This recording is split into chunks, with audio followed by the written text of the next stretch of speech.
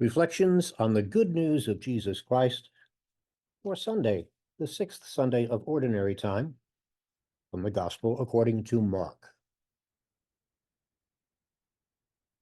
A leper came to Jesus and, kneeling down, begged him and said, "If you wish, you can make me clean." Moved with pity, Jesus stretched out his hand, touched him, and said to him, "I do will it. Be made clean." The leprosy left him immediately, and he was made clean. Then, warning him sternly, he dismissed him at once. He said to him, "See that you tell no one anything, but go, show yourself to the priest and offer for your cleansing what Moses prescribed. That will be proof for them." The man went away and began to publicize the whole matter. He spread the report abroad so that it was impossible for Jesus to enter a town openly. He remained outside in deserted places, and people kept coming to him from everywhere. The Gospel of the Lord. Hearts and flowers and Valentines and Lent? What have they got to do with each other? Quite a bit, actually.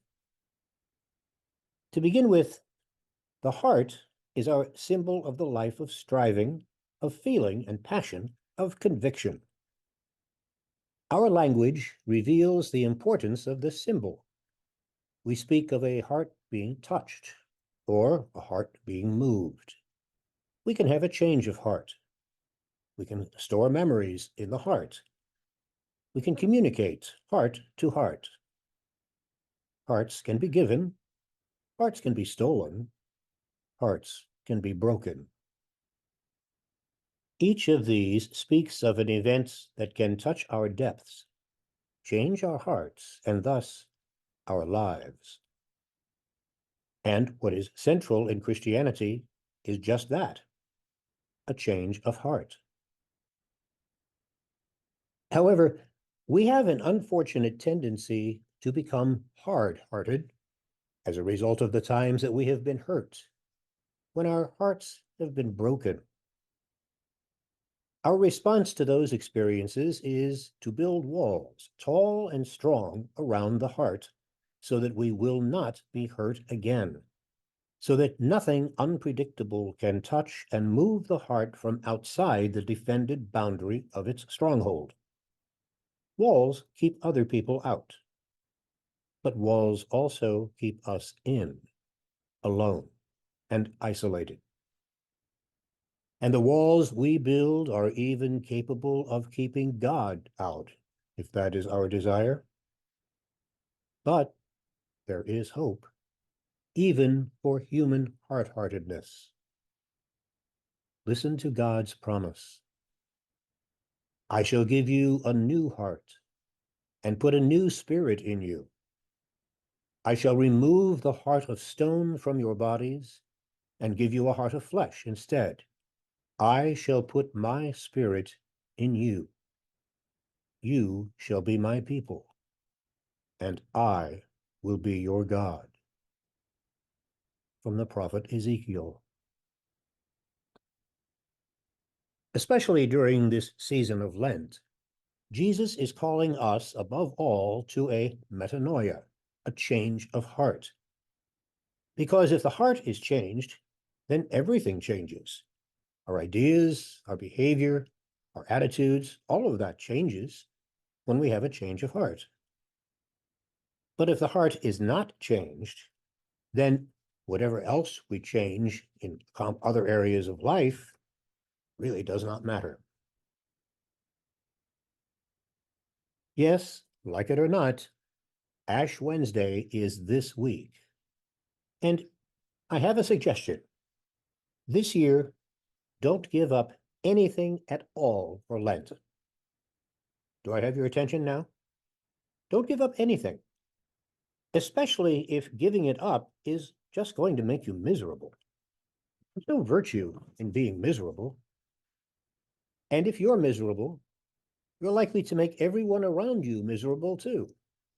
And there's definitely no virtue in that. So this year, don't give up anything at all unless, and you knew that there had to be an unless by giving it up, that will make you a more loving person. That's the real meaning of sacrifice. To give up something that keeps you from being more loving. That's the only kind of sacrifice God wants from you. And if it will make you a more loving person, then don't just give it up for Lent, give it up for good. What does that have to do with today's gospel? Jesus healing a leper? Leprosy in biblical times was a catch-all term for any kind of skin infection or disease. Even baldness was sometimes considered a type of leprosy. In its worst forms, leprosy was a terrible, fearsome illness that disfigured and disabled a person. It was highly contagious. It was also fatal, since there was no cure for it. For the health of the community, the law made lepers outcasts. They were excluded from participation in the life of the community, even removed from their own families. But even without the law, nobody wanted to touch a leper. There was even more to it than that. In biblical times, people regarded leprosy, disability, or disease as a consequence of sin. Lepers were therefore sinners, and the community excluded them from its worship.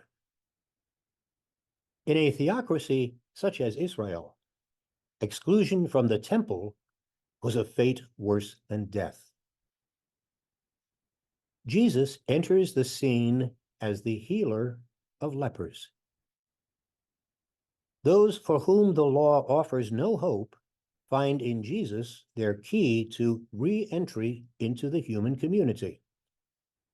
In fact, it is precisely to people on the periphery of society, the unwanted, the outcasts, the lepers, the poor, the prostitutes, the tax collectors, it was to these such people that Jesus saw his mission primarily directed. We might notice several things in this Sunday's gospel. The man covered with scales and scabs who walks up to Jesus is breaking the law. As long as the sores are on him, he should, according to the explicit instructions of the Old Testament, dwell apart, making his abode outside the camp. He should be ringing a bell and crying out, "Unclean, unclean," so that other people will be warned to keep their distance. According to the law, he had no right even to address Jesus. But Jesus does not mind. He does not see an unclean leper, an outcast. He sees a person in desperate need. In Mark's words, Jesus is moved with pity. Just 3 words, but they tell us so much. In its original language, this phrase actually means that the compassion of Jesus comes from the guts, the center of his most intimate and most powerful emotions. There follows a wonderful statement from the leper, "If you wish, you can make me clean." He has to believe in Jesus' power in order to say such a thing. It is a confession of faith.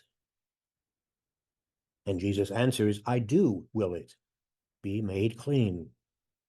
Direct, honest, so revelatory of God.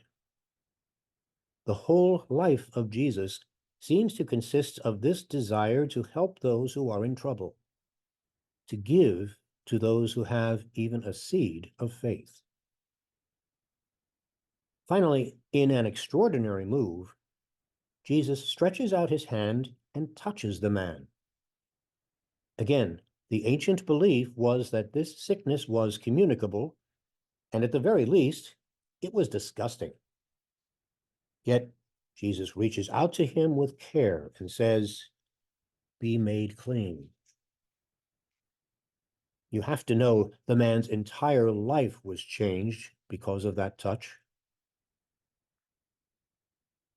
Leprosy as a disease is no longer a plague in our time, but there are still other figurative lepers among us, people who are excluded on the basis of nationality, race, gender, sexual identity, or social class. They are the wretched people of the world's slums, the victims of war, now dying of illness or starvation, the ones sitting on death row or in homeless camps. Or they may be members of another political party, another religion, a foreign culture, even members of our own families. It is Jesus's overriding love for the human person, virtuous or sinful, without qualification, that is his greatest challenge in any age or culture. Jesus, who healed the leper, comes now to cleanse us of our debilitating sense of self that blinds us to the sacredness and dignity of those we reject as lepers, and to heal us of our own discouragement and hopelessness, so that we realize again that God extends compassion and grace even to the likes of us. Before God, no one is a leper beyond the reach of God's mercy and compassion. All of us are sons and daughters of our Father, made in the sacred image of the God of justice, peace, mercy, and reconciliation. These especially difficult times challenge us not to let our fears or prejudices reduce others or ourselves to lepers, but rather to reach out to one another with compassionate dignity and respectful care. A paradox of our faith is that it requires of us a frame of mind we are least comfortable with, an acceptance of our own disabilities. Not only are we unable to save ourselves, we are all blemished. And all the latest fashions and makeup in the world cannot do the trick. We may even someday wish to present ourselves to God as spotless, clean, whole, and uncontaminated. That's a very sad delusion. For not only is that aspiration impossible, it fools us into thinking that we can do on our own what only Christ can do. And we miss the whole point of Christ's suffering, dying, and rising for us. The gospel invites us to enter the mystery of our own disabilities, hidden or otherwise. We need not fear those moments of being secret lepers ourselves, those parts of our being we hide away and lock up, our failures and sins, our vanities and deceptions, our jealousies and fakery. He will reach out to touch us there. It is only our denials that prevents the cure. The prayer of the gospel's leper becomes our own when we finally realize that our afflictions, the interior even more than the visible ones, are not so much to be hidden and repressed as they are to be transformed. I was recently doing some reading about the phenomenon known as skin hunger or touch deprivation. It is an actual psychological and physiological condition that some people are experiencing due to restrictions imposed because of the late pandemic.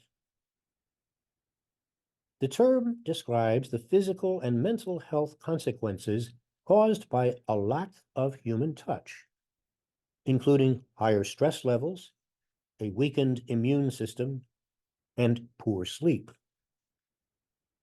The leper healed by Jesus must have lived without the touch of another human being for a long time. How do you imagine that he felt when Jesus touched him? Our opportunities to touch each other physically may be limited, but how do I touch others with my words? Do I know someone who might still be feeling like an outcast, a leper, because of the isolation and tribal divisiveness of our time? How might I reach out to that person?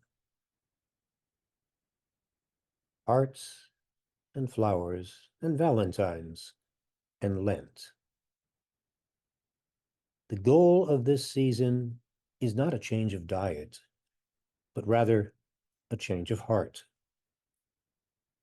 What am I going to do during this Lent to allow Jesus to change my heart? Because that is a call to real dying and real rising. Love a leper. Become more loving for Lent. And by Easter, you may just be a truly transformed person. Thanks for listening.